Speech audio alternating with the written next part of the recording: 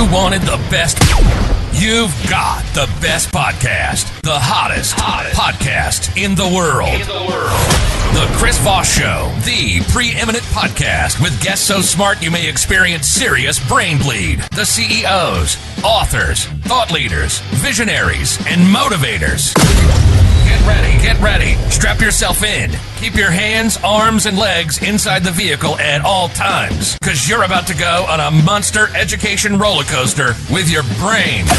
Now, here's your host, Chris Voss.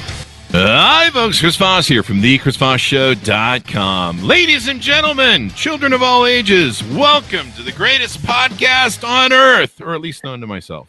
For 15 years, 2 to 3 times a weekday, we bring you the podcast billionaires, CEOs, entrepreneurs, and newsmakers, and the hottest authors come on to talk shop. It's showtime, baby. Welcome to the big show, family and friends. The Chris Voss Show podcast family that loves you but doesn't judge you, at least not as harshly as your mother-in-law, because, she's seen you. Anyway, guys, welcome to the big show. We have an amazing gentleman on the show. He's going to be here to brighten your mind, expand your worldview, and make you glow with the sexiness that will roll off you and go. People will be like, man, you sure seem sexier today. And you'll be like, it's because I'm so smart because I listen to the Chris Voss Show.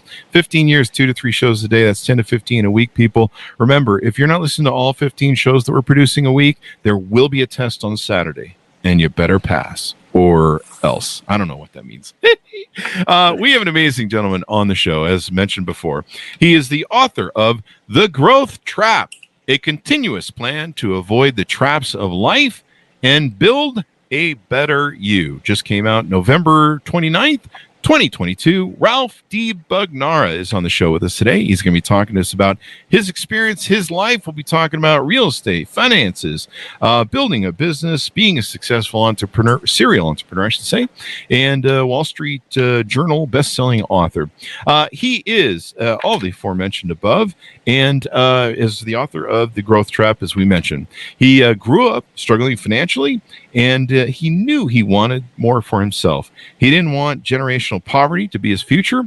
He wanted to make a generational change. Now he holds the prestigious roles of president of Home Qualified, a digital resource for buyers and sellers, and vice president at Cardinal Financial, a newly recognized mortgage loan company. Ralph is a nationally recognized mortgage insider, has funded over $40 billion of loans for real estate. We should call and borrow some money from him. Anyway, he also continues to manage his own expanding real estate portfolio with over $20 million. His expertise led him to start a series called The Real Estate Disruptors, where he interviews guests on investing, property guidance, and advice. His program focuses on creating an elite network of industry leaders to help brokers succeed in the social media driven economy. Welcome to the show, Ralph. How are you? I'm doing pretty good. Thanks for having me. I love your energy. There you go. I ad-libbed the, we should call and borrow money, so your inbox is probably going to be full of audience members going, can we borrow from you? Anyway, Yeah, welcome to the show. Welcome to the show. Give us your .com so people can find you on the interwebs. So it's Ralph DiBugnara, DiBugnara.com, just like my name. There you go. And any other website we should plug away at? Homequalified.com is a really good website, which is my company for anything. If you're a beginner buying real estate or looking to invest a little further, but homequalified.com is kind of a great resource on that. We put stuff up almost daily, just trying to advise people on the current market today and kind of how you grow a real estate portfolio. There you go. So let's tease it out in your words. People like to hear it from the source. We gave you a little bit of a profile, but give us like a 30,000 overview of who you are, what you do, and maybe some tease out on the book too. Sure. I'm a kid from Brooklyn, New York. I grew up in an Italian neighborhood. I was, not a blue collar family, but my father worked 5 jobs. So, I kind of grew up in that household in a small neighborhood. It's a really a New York second generation story for me. And I got into real estate and mortgages kind of by accident. I graduated during the .com bubble. There wasn't a lot of jobs. I got offered a sales job. I was trying to look for something to do with my life that wasn't what a lot of my friends were doing, which is the wrong stuff. That was going to end me in the wrong places. So I took a sales job. I took a chance on the business. And the business was great until about 2008. And I hit the market crash and I lost everything and I started over again. But I've been in real estate mortgages for over 20 years now at this point. I've been buying properties for over 20 years at this point now. So that's really been my life. And now I got a family and kids, and they're really 50% at least of my time, maybe someday 70% of my time now, besides mortgages. And that's kind of who I am, a 30,000-foot view. There you go. I love it. And I'm glad to see you made it back from the 2008 bottom out crisis. From my heart to yours. It wiped out 20 years of all the companies we had, including our 20-year mortgage company in 2008. And I just went, I'm going to do something else. I don't blame you. You do a podcast and then live under the viaduct most of the time in a van down by the river. So let's talk shop here. What motivated you on to write The Growth Trap, a continuous plan to avoid the traps of life and build a better you? Yeah, during pandemic and COVID, I was in my office by myself a lot and working, but I had a lot more time to think about, and my children have kind of made me think back on my upbringing a lot and focus on that. What I realized is that I went through a lot of things in life where my growth was stopped. And what I consider the growth trap to be is kind of from when we're born until adolescence, we naturally get bigger, smarter, faster. We learn really easily. We adapt to things really easily because we don't know anything else. So everything's new to us. Mm-hmm. And then you get to a point in life, and for me, it was really around 14 years old, where growth stops becoming easy and you have to really force it. And a lot of us can't do it. And I've gotten to points where I can't do it in life, where you just don't know what to do to kind of get past it or get to the next step. And some people get stuck forever. I've been stuck a million times in my life, and I'll be stuck a million times more. But it's really, the growth trap is really stories about my growth and my setbacks and other people like me or that you may know and their growth and their setbacks and kind of how we get over those obstacles. There you go. And I mean, that's the real story of life. I mean, some people go through life, or they start out in life thinking, oh, my life will be perfect. There will be no rain and no trouble and no whatever. But, and you learn this in Stoicism, you plan that there's going to be some storms. There's going to be some pitfalls. And the real key is how you overcome those, as you talk about in your book. Yeah, absolutely. And I think that's what it is. I was at a point in 2008 was a really a good pivot for me in life in general, but I was at a point where 2008 is a great example of it, right? Like the market crash kind of forced my back against the wall. I lost all my money. I lost the apartment I was living. I was living on Wall Street at the time, and like the penthouse apartment right down the street from my office. And 6 months later, I was broke. I was living in a studio apartment outside of the city because I was kind of hiding, and it's all I could afford.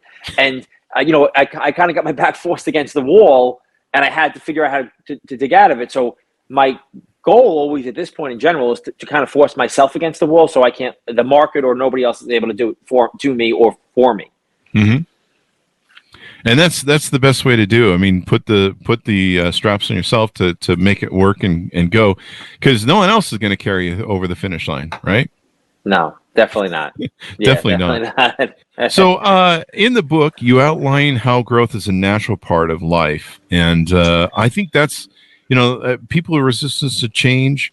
For years of my mortgage company and all the companies we had, people always say to me, hey, Chris, you should be a consultant. You should consult with people and teach them, about all the stuff you learned and running companies and stuff. And I'm like, when do I have time? And so I guess the universe said in 2008, I don't really believe in that, but I guess it did for the joke. Yeah. The joke was, the universe was like, oh, Chris should be a consultant. Yeah, why don't we just get rid of that other stuff for him? And he's got plenty of time now to go be a consultant and write books and crap. So I guess that was, this is the journey of life. You're going to have ups and downs. You're going to have a thing. But having a mindset that goes, hey, stuff's going to happen. And having that tendon, that muscle that you can constantly come back to, where that you've overcome challenges, what's the old line? That which doesn't kill you makes you stronger. And life is a big survival game. That's kind of how the universe works. It's survival of the fittest, and it's not pretty. It's not fair. And it's going to come out with you. What were some of the stories maybe you could tease out, or ideas in Growth Trap that we can throw at people?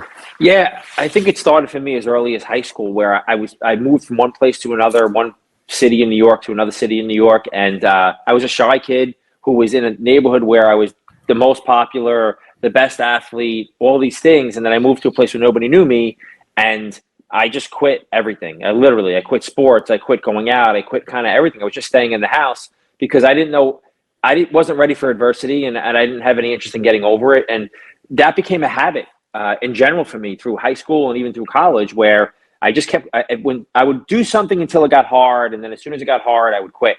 And that just became what your habits can become anything, right? So my habit became quitting until I really got into the world and I got into business, and I had no choice. I couldn't quit anymore. I was out in the real world now, and I needed to make money. I needed to make something. And as soon as I started to find a little bit of success, I leaned into it. And then that became something until 2008. And then I had no choice but to quit because it made me quit, right? Mm-hmm. And I had to dig out of a lot of debt and through a lot of darkness. But what it gave me, and I think anybody you ever talk to who's hit a rock bottom moment in their life, what it gives you is the clarity to you can really get through anything if you really work at it.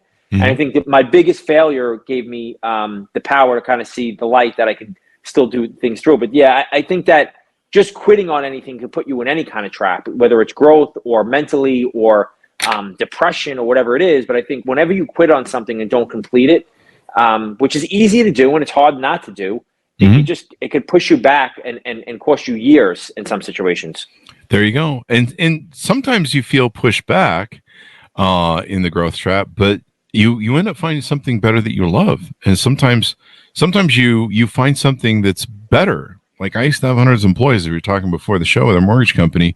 Now I just have me and a couple of VAs. I love it. It's really nice. Simple. Yeah, I love talking to people like yourself. I love hearing people's journeys, and I'm 55, man. I've put up with me all my life. I'm sick of me, so I love having other people come on and tell me about their lives and stuff going on. And I'm more interested in that, and I'm interested in telling great stories for our audience and stuff like that. So sometimes you end up just on a better journey, and you're just like, I'm in a better place. It sounds like you did too, what you went through in 2008. Yeah, for sure. It definitely put me on a different path, and sometimes I think we're so attached to one identity mm-hmm. that we're afraid to give it up, right? Like, it's just like, oh, that was the person I was. And for me, I was this person who made it out of a neighborhood and away from my friends in a place that people weren't making it out of.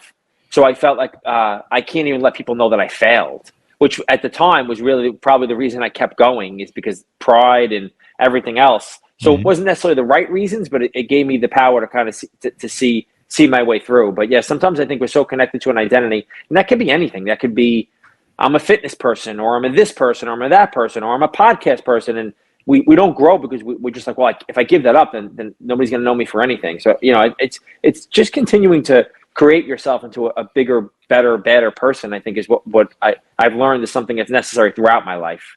There you go. And calling into the show is Kelly from LinkedIn. If growth were easy, everybody would be doing it. Yeah, for sure. Absolutely. Isn't that true? Let's talk about something though. You bring up a great word, identity. And so many people, especially if you're maybe a CEO or a business, if you're married, you have a marriage identity to that marriage, that relationship you have with the person, if it's not a marriage. We carry through life all these identities, or sometimes masks, because there really aren't us a lot of times. They're like an identity that we put on ourselves. And I remember I grew up poor, and I grew up an identity of having money and cars and success and all the stuff that I thought meant that, you've arrived.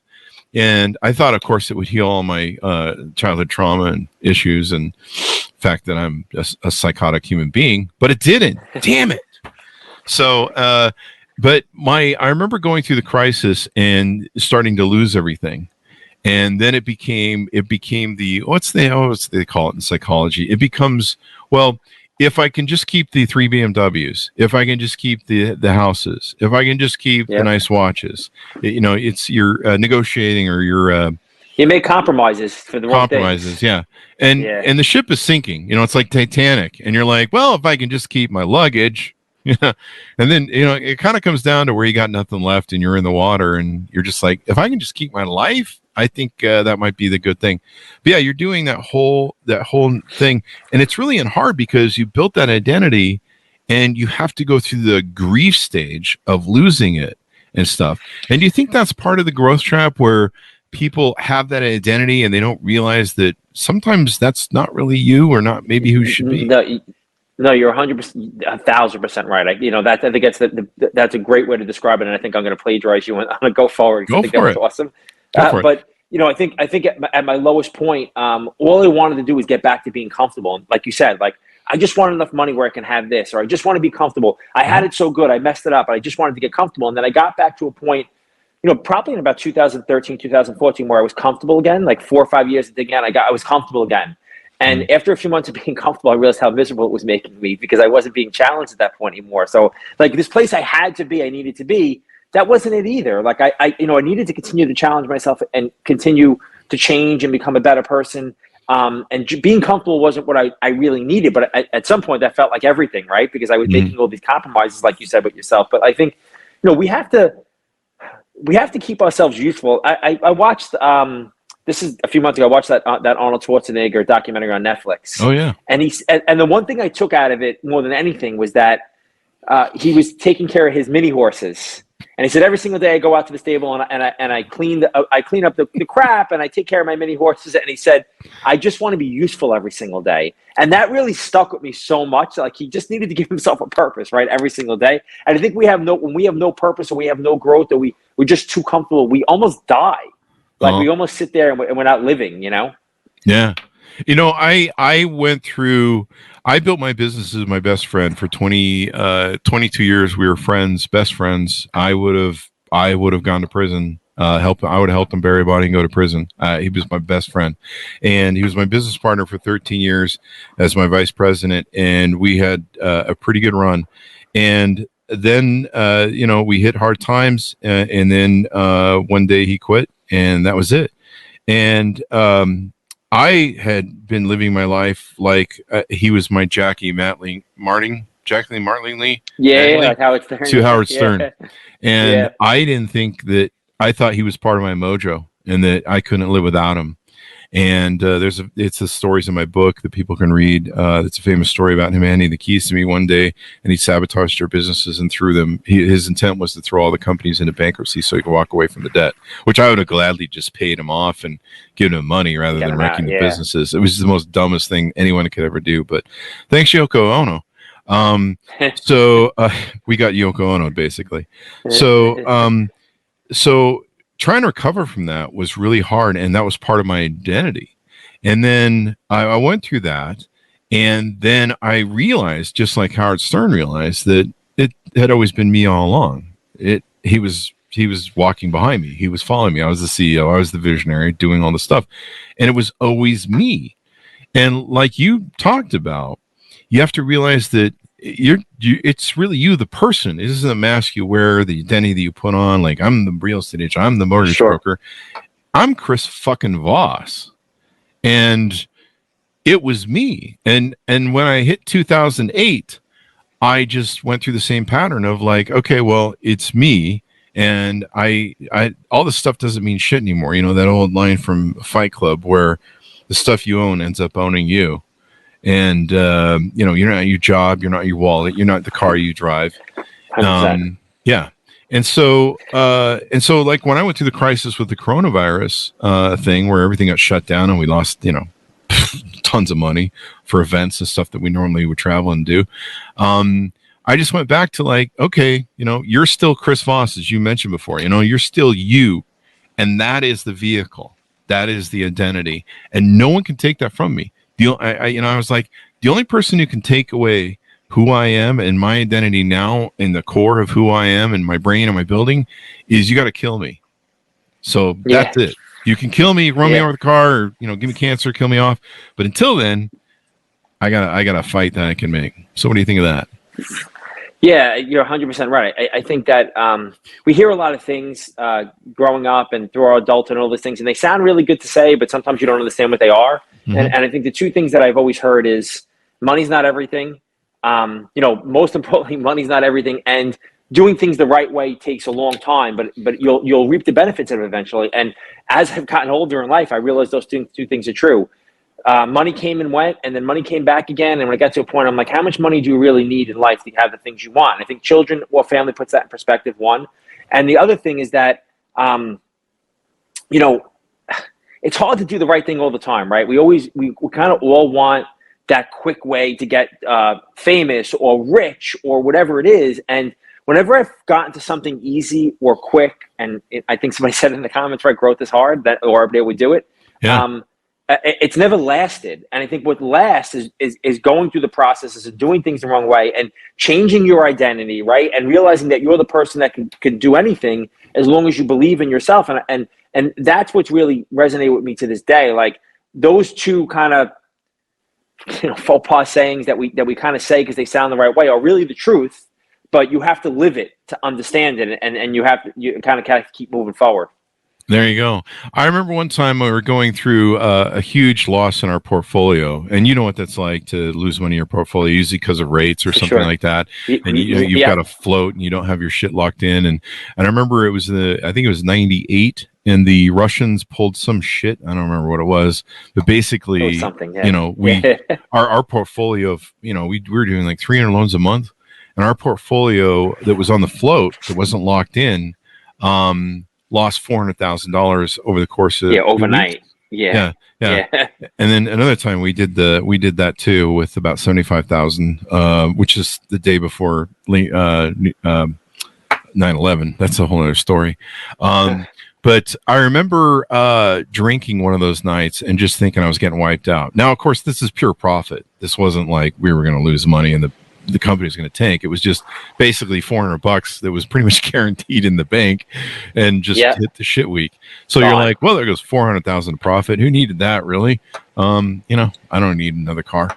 And so, we don't need to build a new office, but I remember getting smashed one night and I was watching Humphrey Bogart in The Treasure of Sierra Madre. And I'm like, Jesus, I'm 30 years old and this is happening, and just my whole world just seems to be crumbling around me. And at the end of the treasure of the Sierra Madre, they lose everything. And I think something happens to Bogey, and it's the old man miner, and it's the young guy who is assisting them. And if you've ever seen the film, that's where the famous line, "We don't need no stinking badges," come from. It didn't come from the great comedians of pot in the 70s, but you've heard that line repeated everywhere. But that's where the line comes from. And he says, he basically looks at the old man miner and the young guy, and he's like, "What are we going to do now? We just lost the gold, we lost the mine, we lost everything." And he goes, "Cheer up, you're young. You've got plenty of fortunes you're going to make over the next life, and you're going to make them. Just go back to work and do what you did before," and there it is. Something to the effect of that. I can't find it online, it seems. Yeah. But that saved me. I was like, wow, I'm still pretty young. A lot of people that became successful in life sometimes didn't get started in their 40s or 50s. So there's a lot of runway still that, it's never too it's never ever too late. Yeah. Yeah, it really isn't. It's never too late to kind of get started on what's going to be next. And there's one thing I can say. I'm 45 now. I can say through my life, and I don't know everything, far from it, but I can say nothing has ever happened that completely broke me. No shift in the market. No, and that doesn't make me special at all. I think that we kind of build things up on our brain to tell us, oh, if this happens, nothing is ever going to be too much to bear almost, right? We can, anything. I mean, you see things. This happened a few years ago, and I swear I wish I would have recorded something on this, but there was that fire festival, right? And that guy did the fire festival, and he went to jail and all that stuff, right? And I swear, I've been saying it for the last 5 years. I said, this guy will get out of jail. He will do it again because he's clearly very capable of convincing people of whatever he wants to convince them of. And he'll do, and look, he's going to, and now I don't know if he's doing it the right way or the wrong way, but the bottom line is that he's doing it again, right? Yeah. And people are going to go, and it just, I don't think anything is going to cave you in. Like, I just think that you're going to go through valleys, right? And we just have to figure out if that valley is something, how do we address that valley? Not, oh, this is the end. Nothing's ever going to be the end. And the example you make of the rush, whatever it was, I don't remember what it was at the time, but like being in the mortgage business, there's been billions of rate changes and this and that. And everybody's like, what do you think's going to happen? Is this the end? And my answer is always no. It'll go like this, and it will get back to a high point again, and we'll get to the high point. We'll think, it'll never be this good. It's never going to be bad again, and then we'll get bad again, and it'll never be that good again. Like it's just these extreme thoughts that aren't reality. They're just what we're building it up to be in our head, and it's never always good, and it's never always bad. Life is always going to change on you, and you have to always adapt. Stay out of the growth trap. Matthew Fulton calls in from Facebook. When the quality of life slowly improves, it's easier to forget how far you have come. That's a great saying. Thank you, Matthew. Because, like I mentioned in my earlier thing, I was the Howard Stern the whole time. I didn't need Jackie Mattingly, or Mattingly or whatever his name is. I didn't need him. And, Howard went through the same thing where he's like, holy shit, it's been me the whole time. It's still me. How powerful you are, yeah. And how powerful you are. And me being able to do all the creating that I always did, because I created a lot of our companies, and then he just kind of helped me out. And he was very supportive, and he was a good partner. I was the visionary, and he was the guy who could do the rudimentary stuff, so I could envision something, and I'd be like, here, go do that over and over again. It'd be fine. He loved that. If you asked him for an idea, like write an idea down on a notepad, he'd be like, I got no idea. Got it. But he was good at that. So you have built a $20 million plus real estate portfolio. How'd you do that? Tell us a little bit about that journey. Is that a correct number? This might be old data here. Yeah, no, that's correct. I mean, it's probably a little bit north of that right now, just because the market's crazy in certain markets. Mm-hmm. But that's pretty close to what it is. I started to build it in 2003, and I lost 95% of it in 2007, and then I started to rebuild it again in 2011. And from really 2011 until now, outside of a few properties, I've built it, and just slowly. I learned that the first time around when I made all the mistakes and I lost most of my properties, it's because I just had the wrong strategy and I didn't know it was the wrong strategy.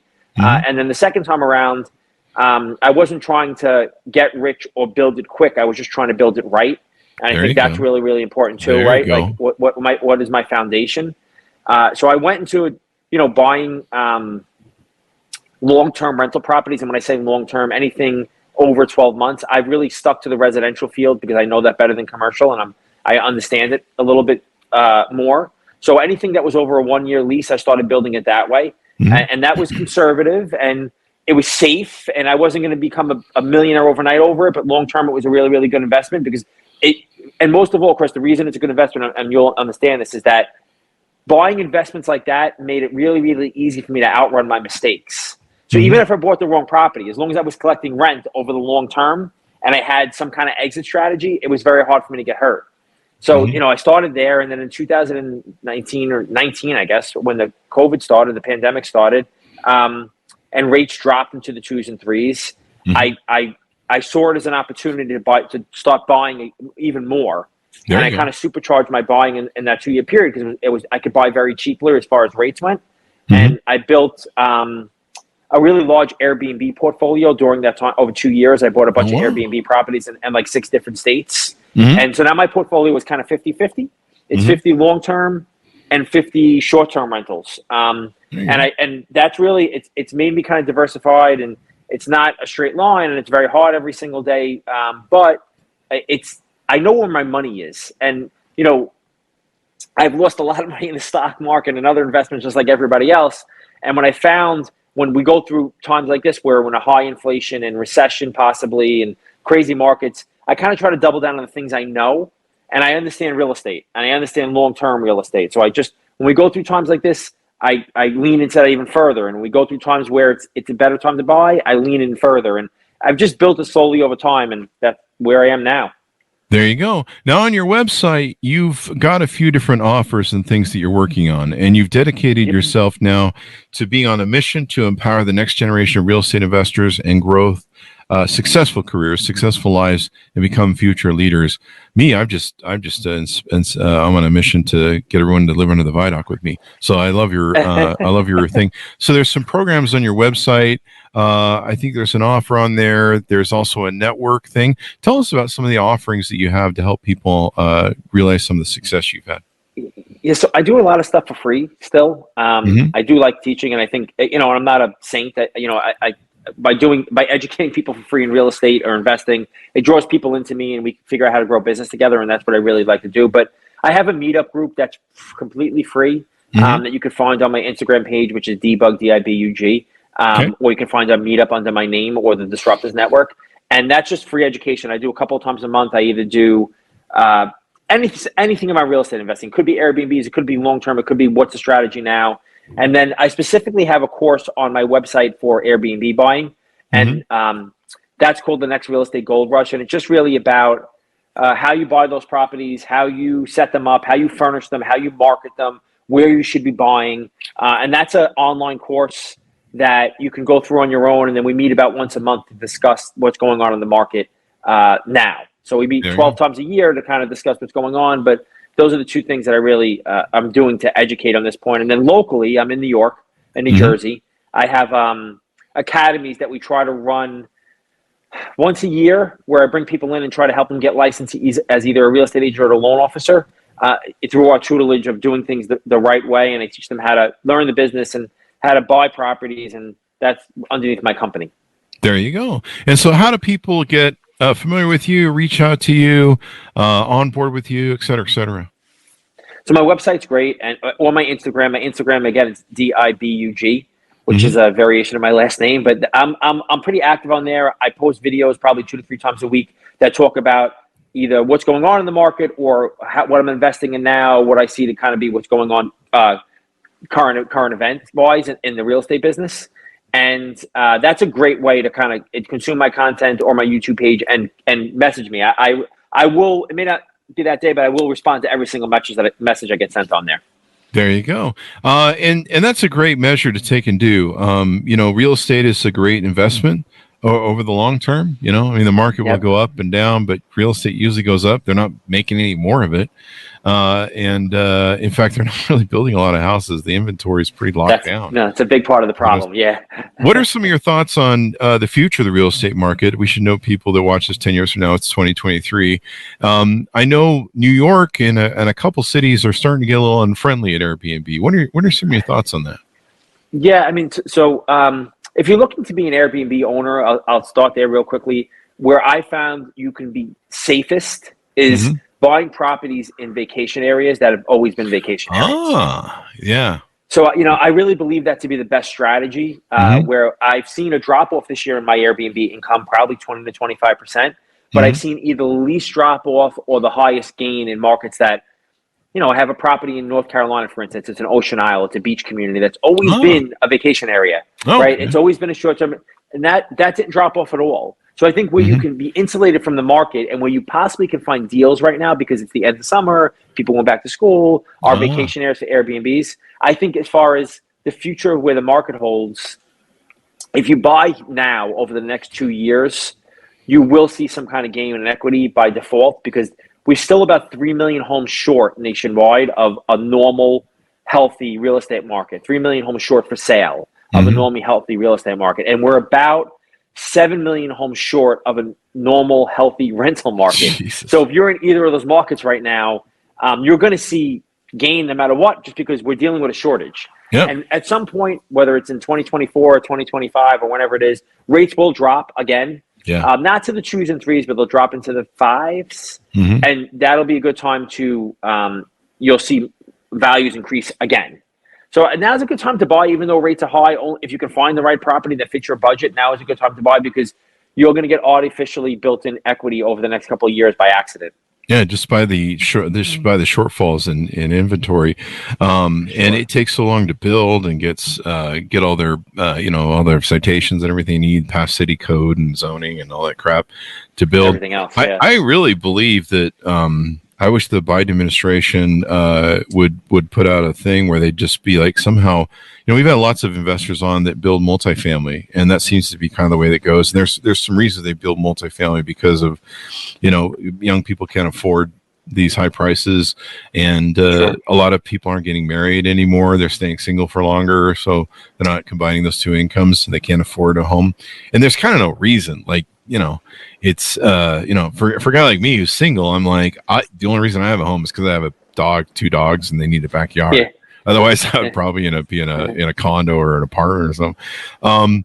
But a lot of people don't need it. But I wish they would come out with, and I think there was a Wall Street Journal. This came from, I think it's the Wall Street Journal or the WAPO. Somebody wrote an opinion piece about how the the Housing and Urban Development of the U.S. Needs to maybe come up with some sort of bonus program where they're like, hey, we'll encourage contractors to. Yeah, I will tell you that there's more down payment assistance programs today than there maybe ever been. Every state, there's a few national programs, one of them being something called Chenoa. And there's a bunch of local programs, depending on what state and city you live in, that are helping people buy houses today. Because I think because affordability is an issue right now, because of prices and interest rates, they are stepping in, the government agencies, Fannie Mae, Freddie Mac, and a bunch of other to create these down payment assistance programs. So those do exist, and we're doing a lot more of that business over the last 6 months. So if it's something you're interested in buying, and you have to meet a certain income bracket and stuff like that to qualify, but it's worth looking into, or at least asking a question about, because it may help you get into a house now where it would have been impossible. There you go. Well, the best no-down, easiest way to get a home I found is be a squatter. No, I'm just yeah, that too. When I was in Vegas, of all places to be, when the housing crash happened. My neighborhood, and I was like up in this new area that was way far away from the city, and no one wanted to live there, especially after the crash. And they were just throwing up houses like it was going out of style.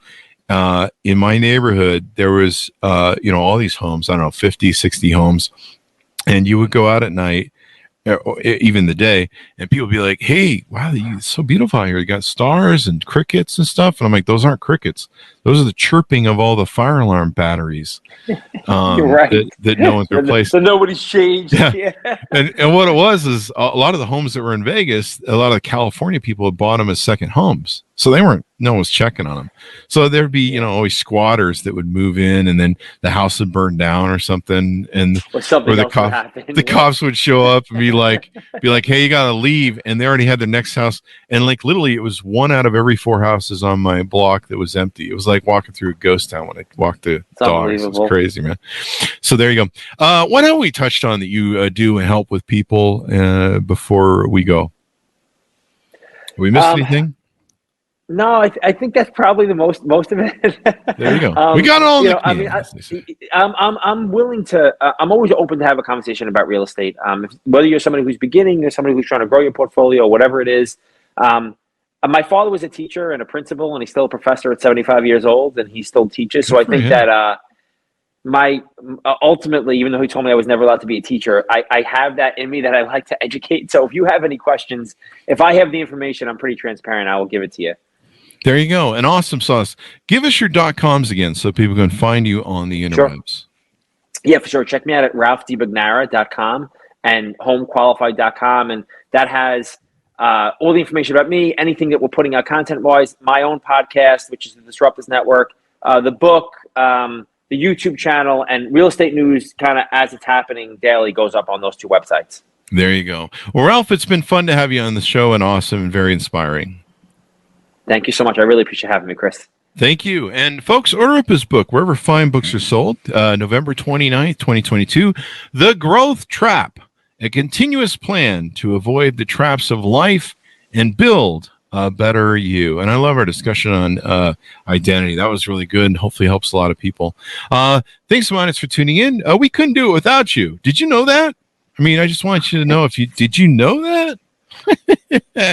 Anyway, guys, be sure to refer the show to your family, friends, and relatives. Go to goodreads.com/Chris Voss, youtube.com/Chris Voss, linkedin.com/Chris Voss, and Chris Voss one on the tickety-talkie, as the kids say. That's not what they say. Thanks for tuning in. Be good to each other. Stay safe, and we'll see you guys next time. A lot of fun show, man.